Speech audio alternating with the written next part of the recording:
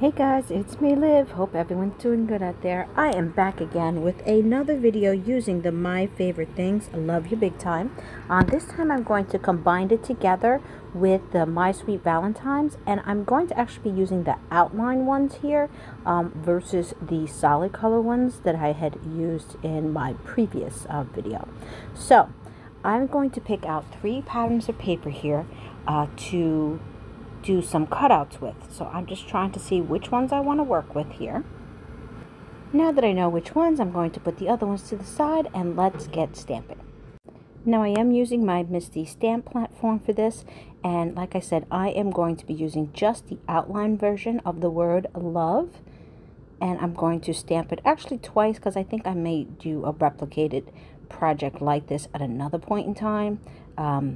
Even though this one came out during Valentine's Day, really, the theme of love doesn't really go out of style for the rest of the year, so I can definitely foresee using it for something else. So I'm just going to go take out my VersaClear because I'm not planning to do any type of coloring, so this is perfect. It's a nice, deep, rich black for this paper. Now, I don't want to waste it, so like I said, I am stamping each one out twice. So once I have them all stamped out, I'm just going to go ahead and move on to doing some cutouts of the images, and I'm going to be stacking them up here. I actually really enjoy fussy cutting, so I'm just going to do a quick fussy cutting, and I'll show you just one because it's pretty repetitive what I'm doing here with each of these. And then once I fussy cut them out, I'm going to work on organizing them onto the card front. And one of the things I really love about this set that you can find over on the Not Too Shabby shop is the fact that it is such a nice large print that it's super easy to fussy cut out if you're someone who enjoys fussy cutting. So now that I have all of the images cut out, it is time to start working on the card assembly. So as I pull out mine, I decided I'm just going to do 3 of them and do a very simple design in terms of just laying them triple up on top of each other. And then I'm going to glue them onto the card front. But before I do that, I thought I would give it just a little bit pizzazz here. So I am cutting out some elements using my Spellbinder dies and figuring out exactly where I want them to be. Once I cut out the stitch die, I thought the white was just a little bit too plain, so I decided to go ahead and do a little bit of splatters. I just use an old box for splatter. I don't have a splatter box. But once I've done that, I'm using my Distress Oxide sprays in order to try to match most of the color scheme that you see in the initial one. Now make sure you always shake them up really good so that you get a lot better coverage when you are using these bottles.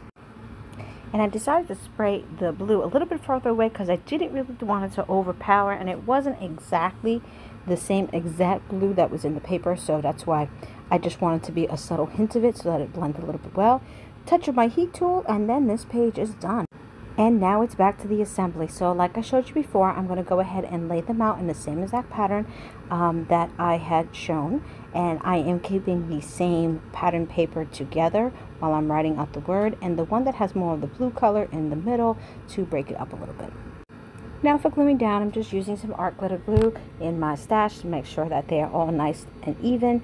Since I started with the top one, I just went ahead and matched them up from there.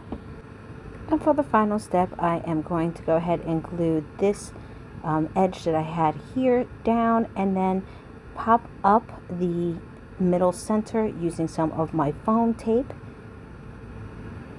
because I do love to add dimension to my cards as much as I can. I think it just makes it work a little bit better. So I'm using one of my foam tape rolls that I have. Once I have that all situated, then it's just time to press it down. I didn't actually mind pulling out some white so that the colors really weren't too overbearing. Just make sure we push down firmly, and the card is pretty much done. I found a couple of spots where I was cutting that I didn't actually, I cut a little bit too much of the black outline, so I'm going back in with my fine tip white pen in order to get that fixed. So I hope you guys enjoyed this card. Super simple, but I do like the way it came out. Thank you so much for watching, and I'll see you soon. Take care, guys. Bye.